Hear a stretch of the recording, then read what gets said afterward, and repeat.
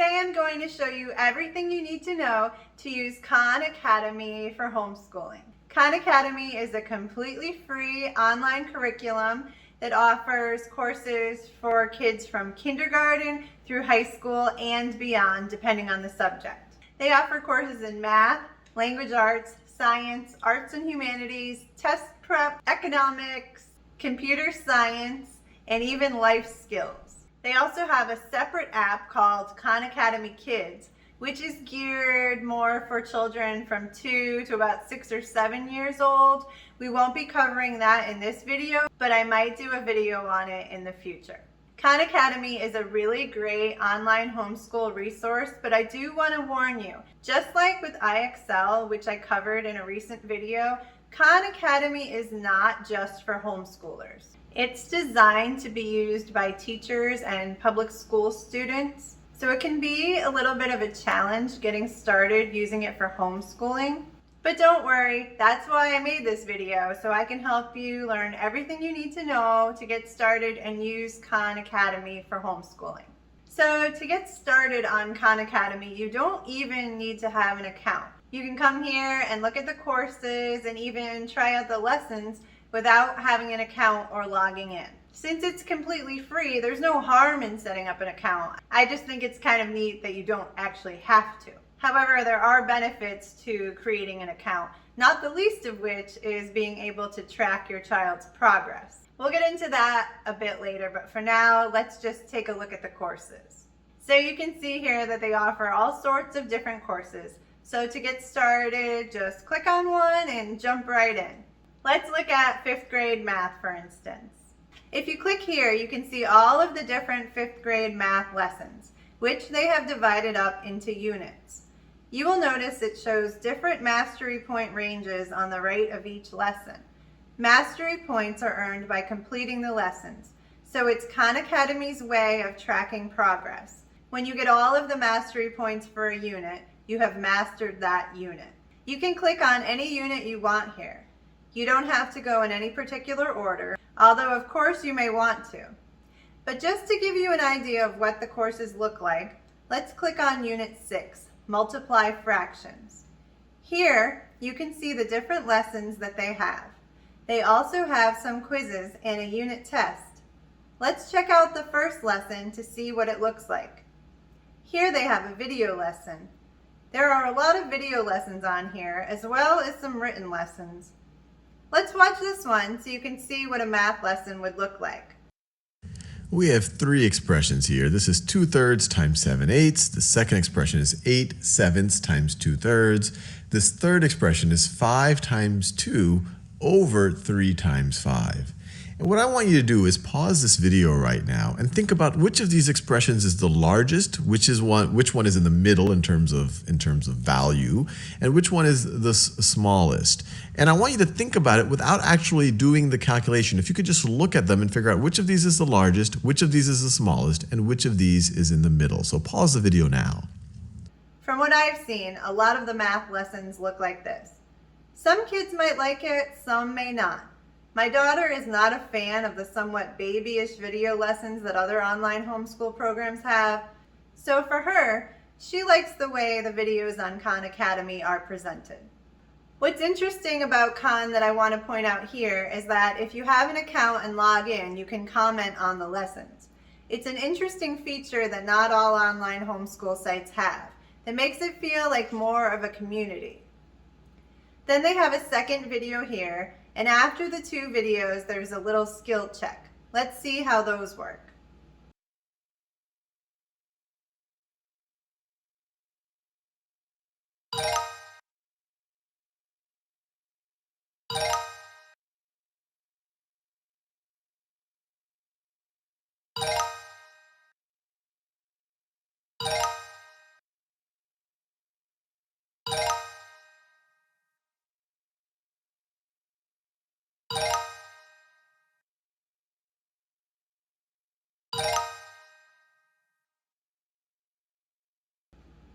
That takes care of lesson 1. So that's just one example of what the math lessons look like. But you can click on any of these other grades or subjects and see that for math, they really have a lot to offer. And it's really cool that it's free because literally anyone can take these courses if they want to. It can be very helpful for a homeschool parent who may need to brush up on some of their math skills, especially as your kids get into middle and high school math. Now let's take a look at language arts. Before we get into it, I just want to take a moment and stop here to let you know that Khan Academy's language arts curriculum is not a full curriculum. These lessons were created in 2020 in response to the pandemic and are only offered for grades 2 through 9. They may offer more in the future, but for right now, there isn't all that much. Still, let's take a look. Let's try 3rd grade.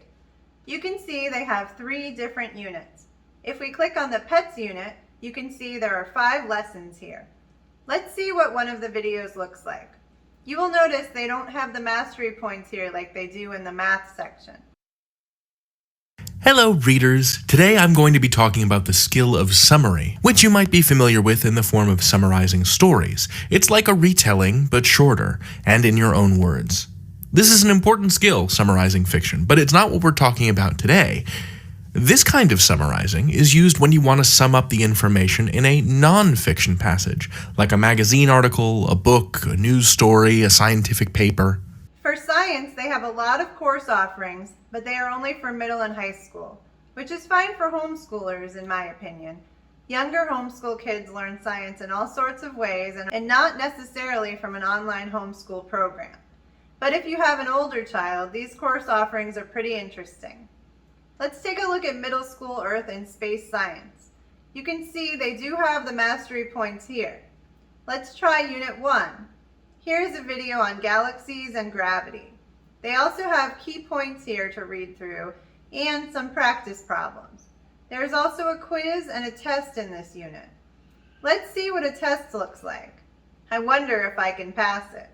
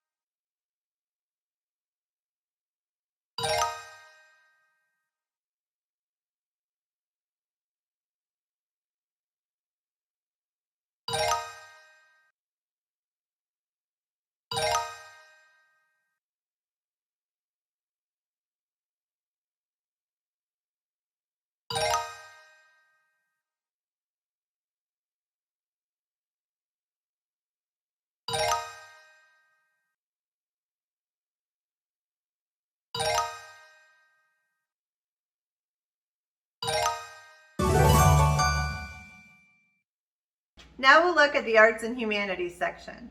What's interesting here is that they don't mention grade levels for any of this. For me, as a homeschool parent, this is both good and bad. It's good because you can jump into these whenever you want if it's something your child wants to study. What's bad is that I'm not really sure as a homeschool parent what level these lessons would be good for. But since it's free, you can of course take a look at the lesson and check them out before deciding if it's worth having your child work on. They also have AP college courses for some of these, which is neat. Economics is similar in that there isn't a grade level, but here are the courses which are available if and when you decide you want to teach economics. There are also 2 AP courses here. They have computer science courses here, which is pretty interesting. I really like that they offer these. They also have life skills, which you can take a look at here. The test prep section is pretty nice. There are a few different test prep options here that could be helpful. The only thing that I wish they did have would be a foreign language. A lot of the other online homeschool programs that you have to pay for offer foreign languages, usually for an additional fee. Of course, Khan Academy is free, so you can only expect so much. But it really would be nice if they had a foreign language to offer. Maybe they will in the future. Okay, so that takes care of what they offer for courses and what some of the courses look like. Now let's set up a student account. You can click sign up and then join as either a learner, teacher, or parent. So first you want to set up the learner account. Once you have the learner account, everything looks pretty much the same as it did before. The benefit of doing this is so that your child can see their progress through the courses. They can also personalize the courses by selecting their grade level and any courses that they're interested in learning. You can change this at any time. Okay, so now I'm going to take you through step by step setting up the student, parent, and teacher accounts. And I'm going to show you how you can assign specific courses for your child and view their progress through the lessons. Before we get into that, I just want to take a moment here to thank you for watching. This video is part of a new series on my channel where I am reviewing all sorts of homeschooling resources. So make sure to take a moment to subscribe so you don't miss it when I post more videos. So the very first thing you need to do to get started with Khan Academy is create a learner account for your child. So this is the account that they will use in order to take the courses on Khan Academy. So I'm just going to go ahead and set one up now.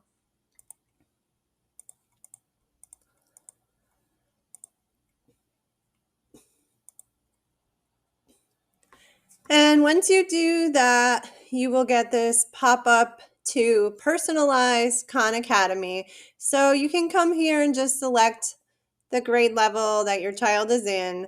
You can definitely still take all of the courses and you can change this at any time, but this is just kind of a starting place so they know what to put on your main screen. So we'll just go ahead and pick that. And then here it gives you a bunch of options in order to select different courses that you want your child to learn. You can click this to see all, but they have it sorted by the grade that you picked. So we'll just go ahead and select a couple here.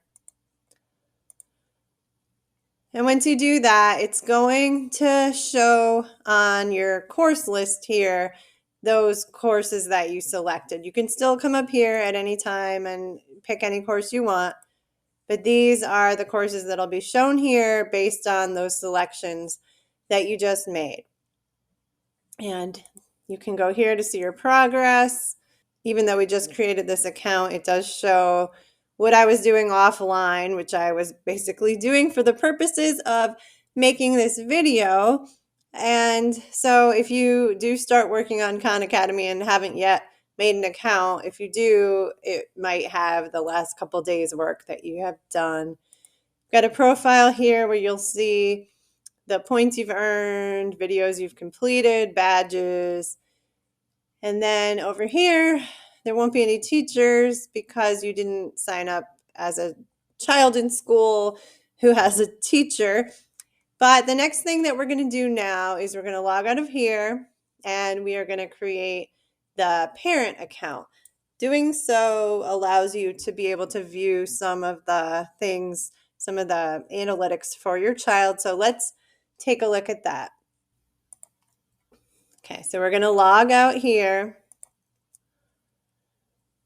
And then we're going to create the parent account. So what you want to do here is make sure you go ahead and use that same email address that you just used to create the child account.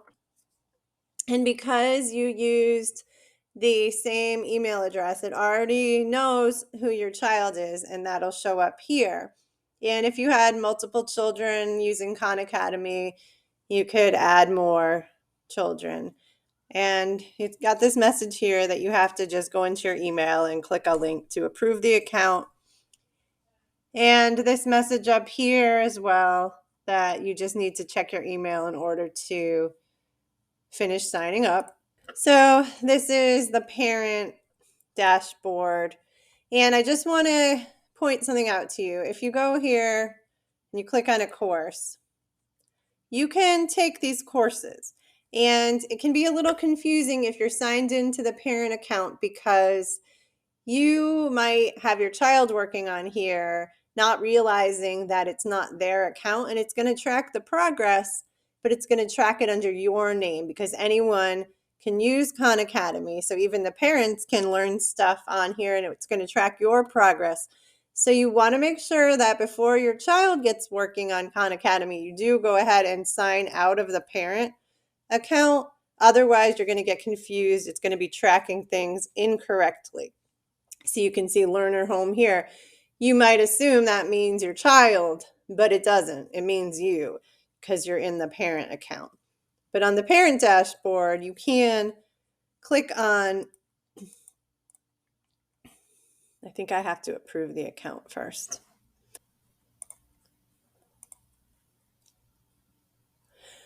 Okay, so now that the child's account has been approved, you could go here and edit settings for your child's account. There's not too much here,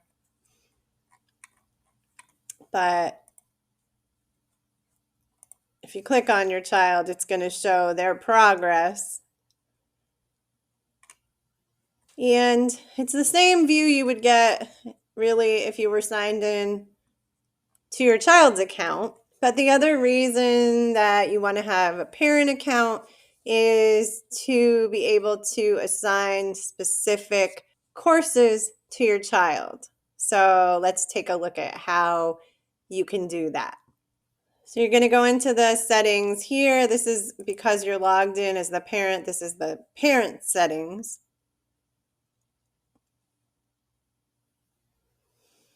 And down here, you see I am using Khan Academy as. And you're a parent, so that's checked off.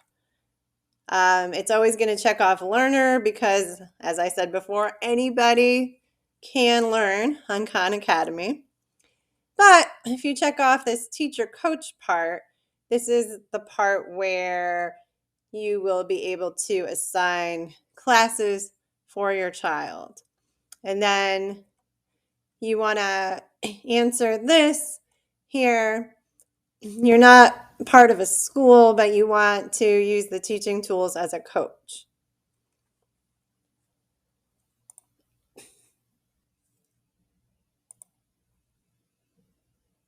So now you can go over to this teacher dashboard, and you're going to basically be the teacher for your child.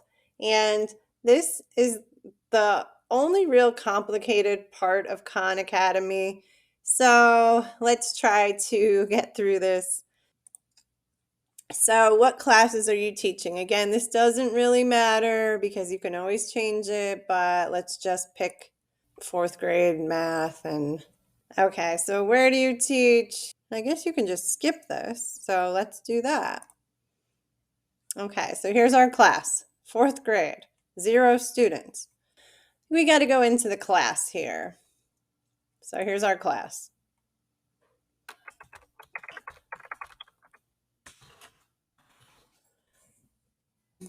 You don't really have to do that. Okay, and now we're going to add a student. This is the only way I have figured it out. Okay, so we're going to go here, teacher dashboard, our class here. We want to add a student, so we're going to use this link. The class code is this, so I'm just going to copy that. I'm going to log back out. I'm going to log back in as the student.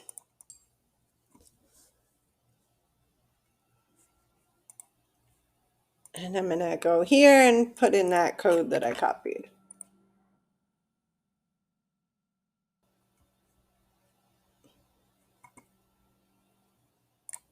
Okay, so now, hope that made sense. So now you have gone under your parent account, you have created a class, you have copied the class code over to the child account so that you could join the class, and we are now part of that class. So now we're going to log back out, go back in as the parent, go over here to the teacher dashboard. Now it does show we have 1 student in this class. So here is where it gets interesting. You're going to go to assignments, assign. And here you don't have to stay in 4th grade. You can pick anything at all here that you want to do for the assignments. Let's say we want to do this, okay?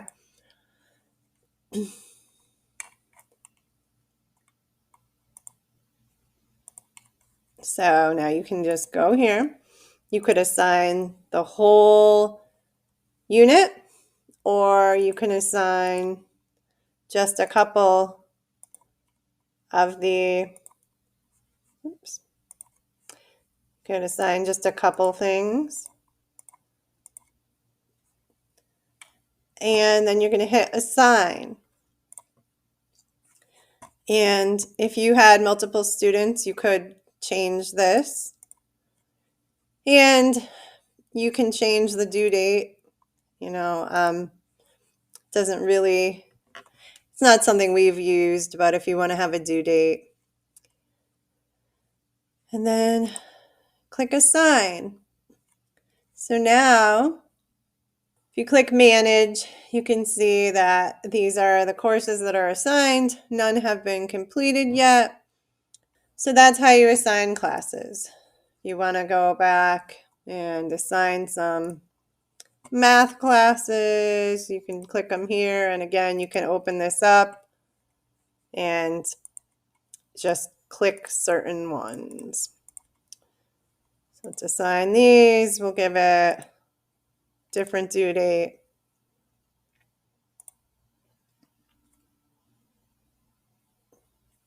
All right, so now you've assigned that. So now log back out,